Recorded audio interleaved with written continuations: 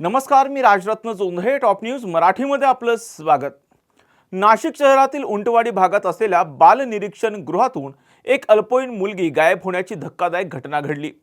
15 दिवस उलटले तरी मुलीचा थांगपत्ता लागलेला नाही आणि या प्रकरणात आता तिच्या पालकांनी मुलीची विक्री केल्याचा थेट आरोप निरीक्षण गृहातील कर्मचाऱ्यांवर केल्यामुळे एकच खळबळ उडाली. नाशिक शहरातील उंटवाडी परिसरात असलेल्या बाल निरीक्षण गृहातील एक अल्पवयीन मुलगी गेल्या 15 दिवसांपासून बेपत्ता असल्यानं एकच खळबळ उडाली. सिन्नर तालुक्यातील वावी पोलीस ठाण्यात हद्दीत राहणारी अल्पवयीन मुलगी 22 मे रोजी कोणालाही न सांगता घरातून निघून गेली होती. यानंतर वावी पोलीस ठाण्यात तिच्या बेपत्ता असण्याबाबत तक्रार दाखल करण्यात आली. काही दिवसातच ही मुलगी पुणे जिल्ह्यात सापडली.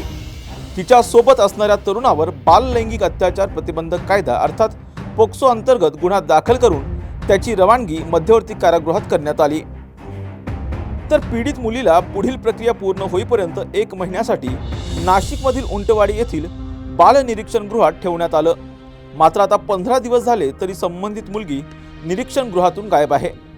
अधिक धक्कादायक बाब म्हणजे बाल निरीक्षण गृहामध्ये सीसीटीव्ही असूनही मुलगी कशी बाहेर गेली याचा ठोस पुरावा पोलिसांनाही मिळालेला नाही.